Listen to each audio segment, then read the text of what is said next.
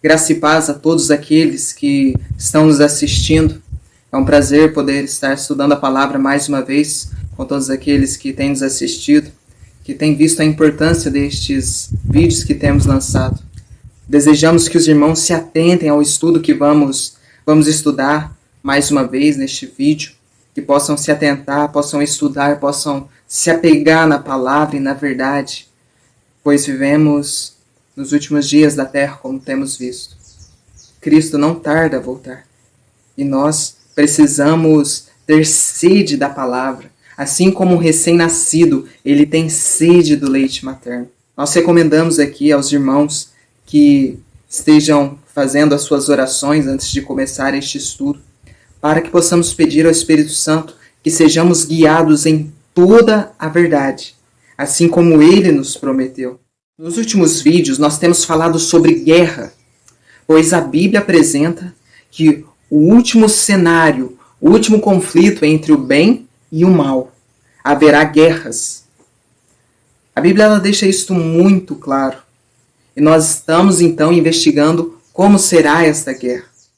No último vídeo, nós procuramos entender a importância de Daniel 11.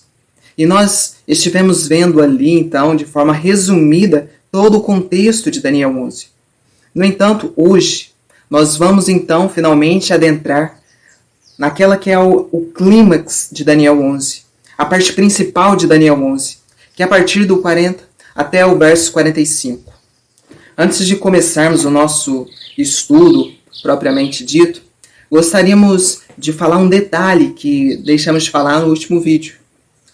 Neste estudo de Daniel 11, de Daniel de forma geral e também, principalmente, do Apocalipse, é muito importante, é extremamente importante que nós não peguemos qualquer versão de Bíblia para estar estudando estas profecias.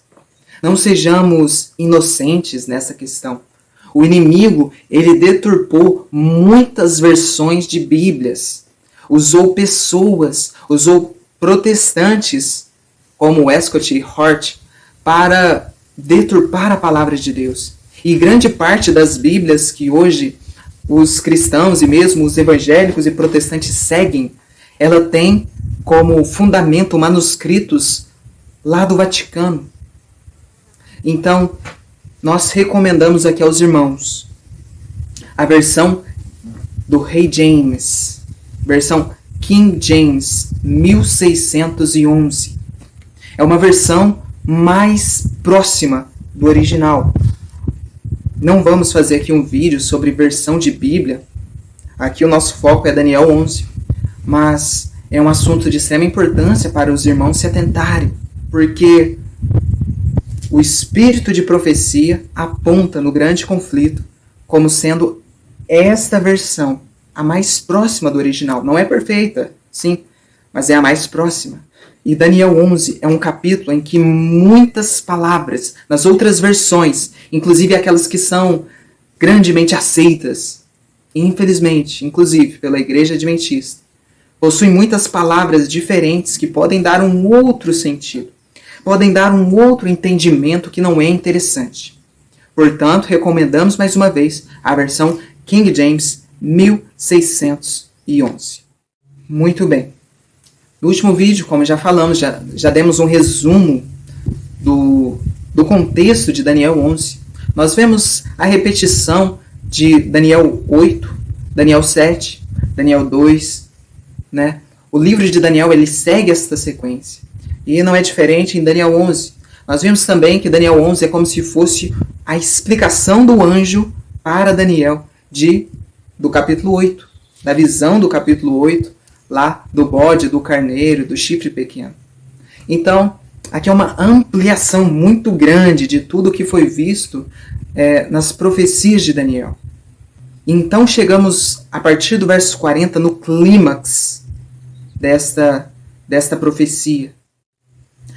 Tem se despertado muito a atenção dos povos com relação a este capítulo, justamente por causa da solenidade dos acontecimentos que têm ocorrido. Nós vemos, como já temos falado, a guerra na Rússia e na Ucrânia. Bem, Isso não é pouca coisa. Tudo o que acontece no mundo hoje, ele tem o seu papel no desenrolar dos últimos eventos. E a guerra já tem se estendido já há muitos dias, muitas mortes, muito sofrimento, muitas pessoas inocentes como vítimas desta guerra. Mais do que nunca, precisamos olhar para as profecias e ter claro na nossa mente o que é a verdade. Pois a palavra diz que o engano satânico nestes últimos dias seria tão grande que, se possível fora, enganaria até os escolhidos.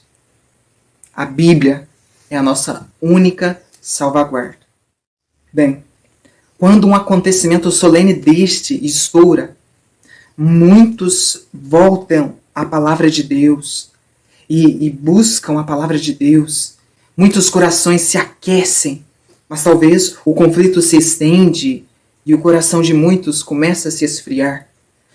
Deixam de recorrer à palavra profética. Isso é um perigo que muitos podem correr. Mas nós precisamos não permitir que a chama da profecia ela se apague nos nossos corações. Porque em breve, o julgamento que agora acontece no santuário celestial, ele vai terminar. E somente aqueles que acompanham o seu sumo sacerdote no santuário celestial, acompanham a obra que ele está fazendo, é que podem desfrutar do seu serviço, como diz o grande conflito. Agora, como nós podemos acompanhar o nosso sumo sacerdote no santuário celestial? Bem, através das profecias. As profecias revelam que tudo que está conectado no céu está conectado na terra. E nada melhor do que a profecia do capítulo 11 de Daniel. Portanto, vamos adentrar mais uma vez neste capítulo. Leremos, portanto, os versos principais do estudo deste vídeo. A partir do verso 40 até o 45, que diz assim: E no tempo do fim, o rei do sul o desafiará, e o rei do norte virá contra ele como um furacão, com carruagens e com cavaleiros e com muitos navios, e ele adentrará as nações e os inundará e atravessará. Ele também adentrará a terra gloriosa, e muitas nações serão derrubadas. Porém, estes irão escapar de sua mão, Edom e Moabe, e o principal dos filhos de Amon. Ele também estenderá sua mão sobre as nações, e a terra do Egito não escapará. Mas ele terá poder sobre os tesouros de ouro e de prata, e sobre todas as coisas preciosas do Egito, e os líbios e os etíopes estarão nos seus passos. Mas as notícias do leste e do norte o atribularão. Portanto, ele sairá com grande fúria para destruir e totalmente eliminar a muitos. E ele plantará os tabernáculos do seu palácio entre os mares, no glorioso Monte Santo. Todavia, ele encontrará o seu fim, e ninguém o ajudará. Há muitas informações importantes, e nós precisamos destrinchar cada partícula destes textos. Começamos pelo fim. O verso 45 diz que ele plantará os tabernáculos do seu palácio entre os mares, no glorioso Monte Santo. Bem, qual será o Monte Santo aqui descrito? Precisamos entender que o que talvez muitos não entendem é que esta profecia de Daniel 11, como nós já explicamos no último vídeo, ele tem um fundo totalmente espiritual, um fundo no qual nós encontramos o santuário celestial. Nós já comentamos que aqui ele está ampliando, ele está comentando as profecias do capítulo 8 de Daniel. Nós fizemos aqui também um paralelo com o que Paulo fala na carta aos Tessalonicenses, na sua segunda carta. Segundo Tessalonicenses, no capítulo 2, ele diz: Ninguém vos engane de maneira alguma, pois aquele dia não virá sem que primeiro venha a apostasia, e que o homem do pecado seja revelado, o filho da perdição, o qual se opõe, se levanta contra tudo que se chama Deus ou se adora, de modo que se assentará como Deus no templo de Deus, querendo parecer Deus. Paulo está falando aqui justamente do homem do pecado que nós encontramos em Daniel capítulo 11, como rei do norte, em Daniel 11. Mas estamos falando do mesmo poder. Em Daniel 11, ele ataca o santuário de Deus. Nós vemos isso claramente no verso 31. Nós vemos isso claramente no verso 45. Agora, como será que o papado ele ataca o santuário celestial? Bem, ele ataca não subindo ao céu, mas ele ataca daqui da terra. De que forma? Com as suas ações. De que forma? Mudando os tempos e a lei.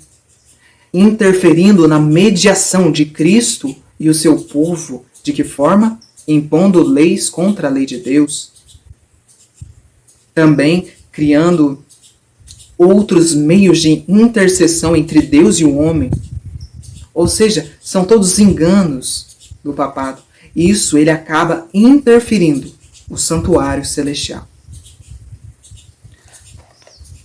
Nós vemos este fundo espiritual também em Apocalipse, no capítulo 13, sobre este mesmo poder. Apocalipse 13, no verso 6, diz assim: E ela abriu a boca em blasfêmia contra Deus, para blasfemar o seu nome e o seu tabernáculo e os que habitam no céu.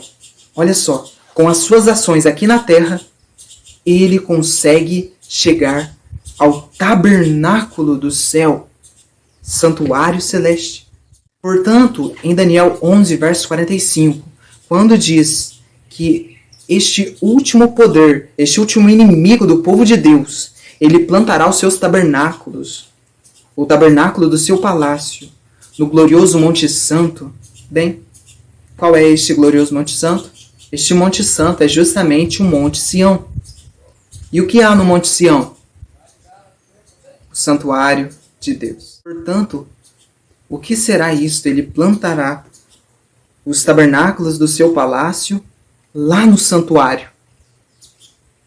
É interessante que, se nós prestarmos atenção aqui, ele está repetindo algo que ele já mencionou aqui em Daniel 11. É justamente o que foi descrito em Daniel 11, no verso 31. E eles contaminarão o santuário da força, e removerão o contínuo, e estabelecerão a abominação desoladora. Nós estamos vendo aqui a união de duas coisas. Tabernáculo é uma linguagem religiosa. Tabernáculo, santuário, tenda, é uma linguagem religiosa, espiritual.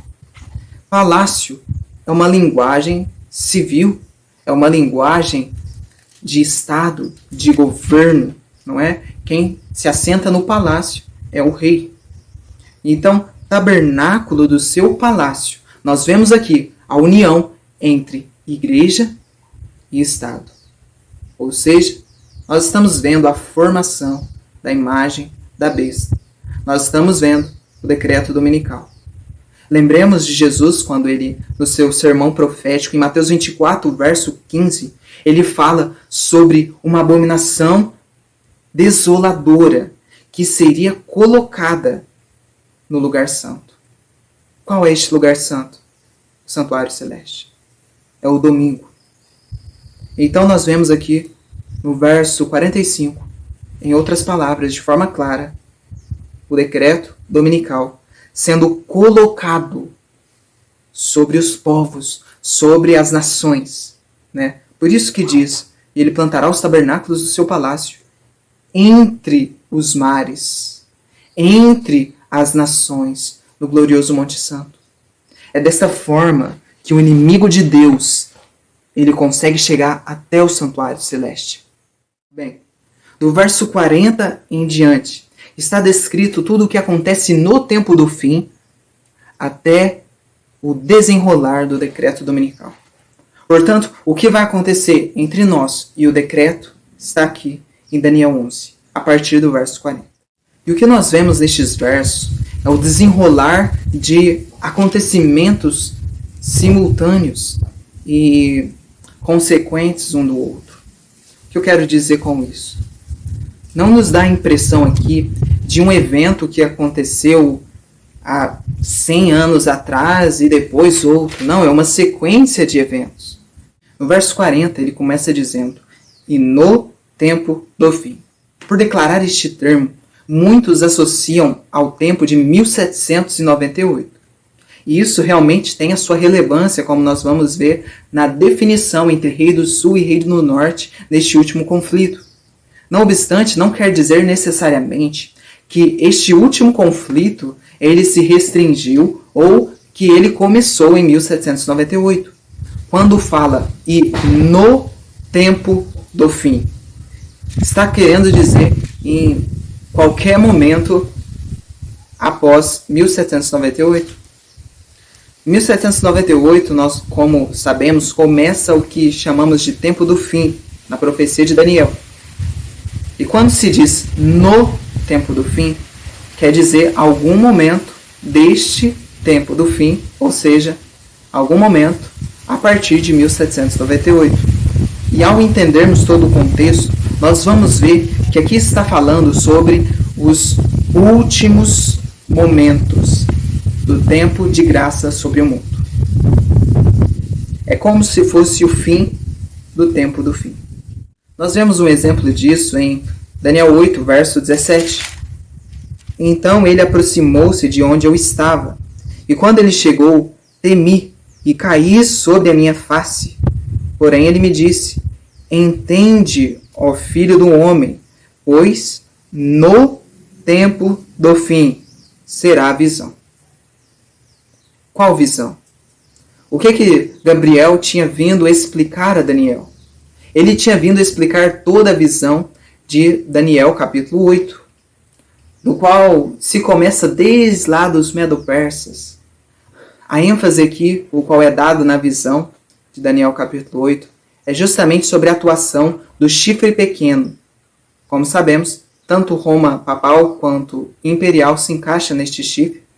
Então, ele está dizendo que aquela visão, principalmente do chifre, como Roma papal e imperial, se refere ao tempo do fim. Quando ele fala, pois no tempo do fim será a visão, ele está falando em algum período no tempo do fim. Não necessariamente em 1798. Assim também é Daniel 11, verso 40. E no tempo do fim. Não necessariamente em 1798, mas em algum momento do tempo do fim. Antes de nós começarmos a definir Rei do Sul e Rei do Norte, nós precisamos entender qual a necessidade desta última grande guerra para o cumprimento da profecia. Qual a necessidade deste último conflito entre Rei do Sul e Rei do Norte? Bem, para entender isso, nós precisamos então ver todo o contexto de Daniel 11. Como nós já mencionamos no último vídeo, há pelo menos 3 sequências de conflito, Rei do Norte e Rei do Sul. O primeiro conflito acontece entre o verso 6, mais ou menos, até o verso 15, e é o conflito entre as linhagens de 2 generais de Alexandre, os Ptolomeus e os Seleucidas. Os Seleucidas como sendo o rei do norte e os Ptolomeus como sendo o rei do sul. E isso por uma questão geográfica. Uma sequência de conflitos nós vemos a partir então do verso 25, e aqui é um conflito entre o homem vil e o rei do sul. O homem vil como sendo o papado. E nós vemos então este último conflito a partir do verso 40. E por que estes conflitos? Como nós já mencionamos, de forma tipológica, o rei do norte é uma representação de Babilônia, o rei do sul, representação do Egito, e no meio disso está Jerusalém, ou seja, o povo de Deus. Na primeira sequência do conflito, rei do norte e rei do sul, com ali a linhagem seleucida contra a linhagem ptolomaica, nós vemos que o conflito se dá justamente porque o rei do norte Ele quer retomar algo que foi perdido, que era a região ali da Síria, ou Telessíria. E nós vemos que estes conflitos eles findam justamente quando Antíoco III Magno ele conquista então finalmente a Síria. Ele retoma a Síria nas suas mãos, ali no verso 15. Portanto, o intuito do conflito entre rei do norte e rei do sul é para que o rei do norte finalmente ele tenha sob suas mãos a terra prometida, o povo de Deus. E o que nós vemos no final deste conflito, ele tem em suas mãos o poder de chegar até o santuário celeste e profanar o santuário celeste. É por isso que se tem este conflito. Então nós vemos isso repetindo várias vezes na história. O povo de Deus ele nunca teve somente um grupo de inimigos. Por exemplo, na Idade Média, ao mesmo tempo que ele tinha como Roma papal, a Igreja do Deserto, ela tinha como Roma papal seu inimigo, também teve os muçulmanos. E assim, vários momentos da história. Assim também é hoje. Nosso único inimigo não é o papado. Uma outra questão que queremos chamar a atenção aqui é que para que o rei do norte ele consiga colocar as suas mãos sobre o povo de Deus, ele precisa conquistar 3 questões. Uma questão social, uma questão financeira e uma questão estatal. A questão social que nós vemos é justamente com relação à conquista dos povos da terra. Para que o papado ele consiga ter o seu poder, ele precisa do apoio das multidões. Nós vemos isso na tipologia, que o rio Eufrates ele banhava e sustentava a Babilônia. Assim também, como nós sabemos, povos, multidões, nações e línguas é o significado de águas. Nós vemos que, por exemplo, em Apocalipse 17, Babilônia, a grande prostituta, o papado, ele está assentado sobre águas. Apocalipse 13, verso 1 diz que a besta que emerge do mar. Então, o papado ele sempre procura ter o apoio social das nações. E é por isso que existe então esse conflito entre rei do norte e rei do sul. É uma primeira questão. As nações da terra que estão envolvidas neste conflito. Eles vão olhar para o cenário e eles vão ver. Existe o rei do norte, existe o rei do sul e existe aqui o povo de Deus.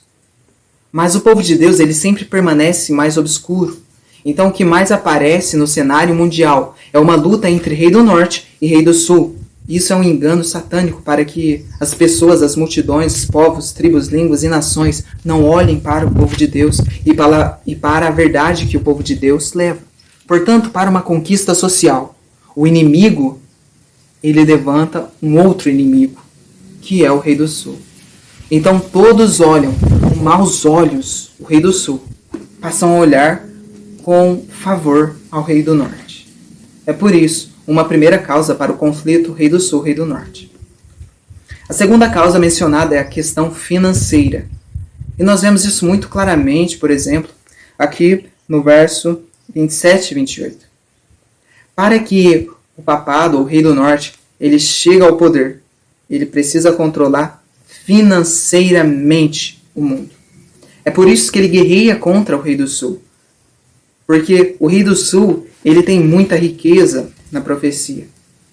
E então, ao dominar o rei do sul, quem passa a ter muita riqueza é o rei do norte. Para atacar o povo de Deus, ele precisa ter muita riqueza. Ou seja, ele precisa dominar a questão financeira. Olha só um exemplo disso no verso 28.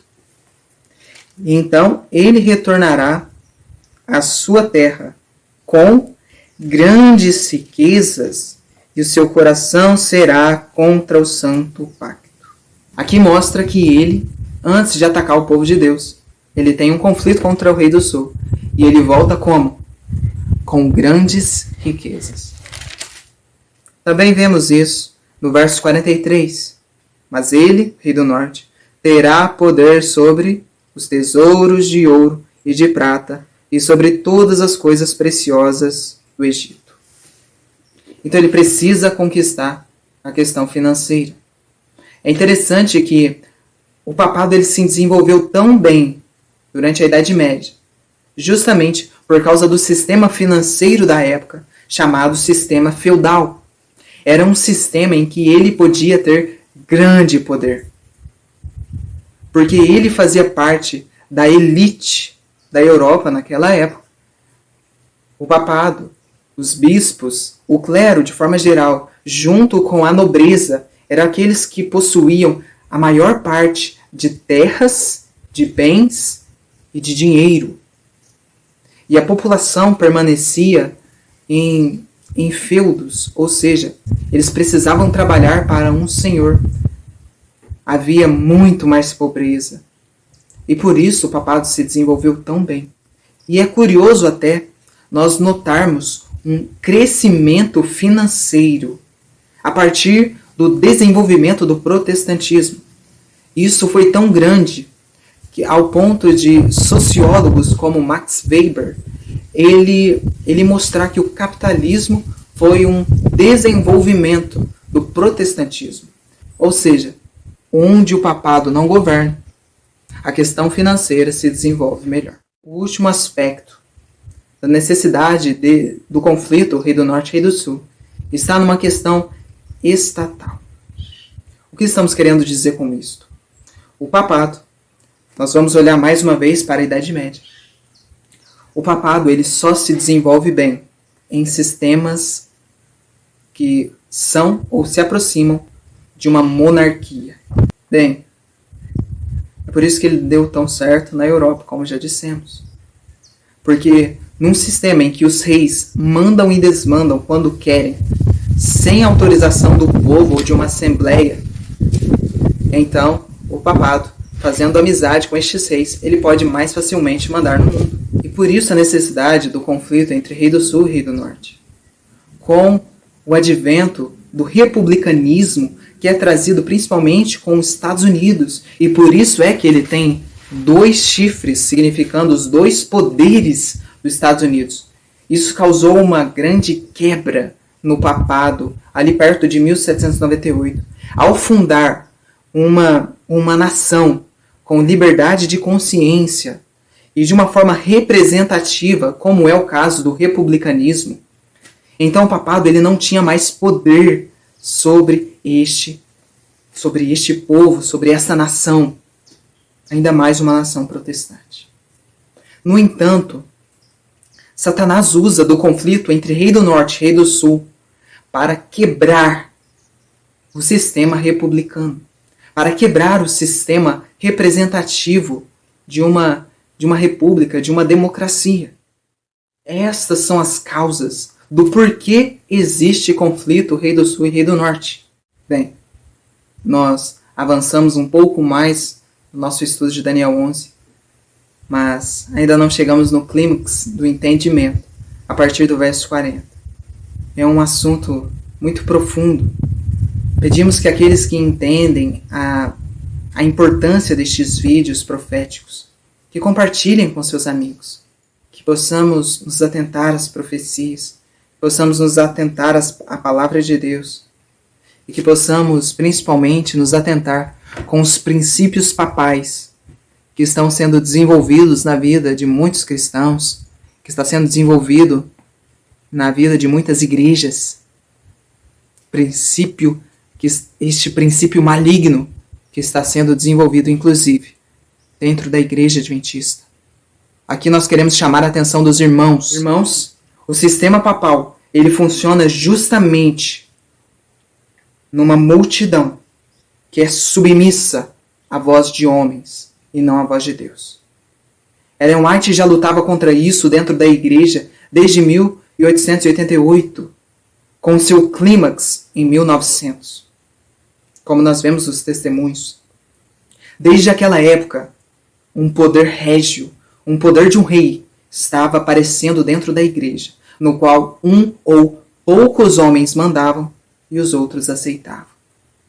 Nós vemos justamente a ampliação de um poder em que ele faz as mesmas coisas que o papado faz. ele rotula como herege. E todos aqueles que seguem o herege, persiga-os.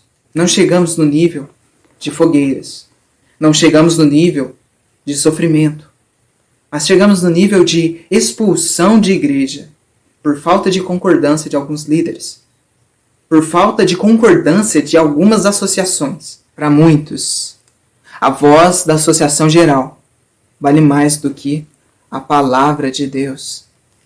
Para muitos, a voz de um homem de autoridade, de um pastor de igreja, vale mais do que o espírito de profecia. E assim, os homens, pastores falsos, cães que não sabem ladrar, têm passado a mão na cabeça das ovelhas que estão indo direto para o matadouro. E as ovelhas simplesmente confiam nisso. Quem mais se satisfaz com uma igreja assim é o papado. É o rei do norte. E essas pessoas estão sendo conduzidas para se curvarem quando a imagem da besta for formada. Serão como a multidão de hebreus que se curvaram perante a imagem de Nabucodonosor. Irmãos, a palavra de Deus e a palavra somente é a nossa única regra de fé e prática. Nem mesmo o manual de igreja é a nossa regra de fé e prática. Pois Cristo nos ensina que o homem que vai viver nos últimos dias é um homem que vive de toda a palavra que sai da boca de Deus. Não vive de opiniões de pastores. Não vive de opinião de homens. E é por isso que nós incentivamos tanto para que aqueles que nos assistem se apeguem à palavra de Deus. Este é o nosso chamado neste vídeo. Continue conosco, aguardem o próximo vídeo. Estaremos adentrando ainda mais nestes últimos versos de Daniel 11. Fiquem todos na paz e na graça de Jesus Cristo.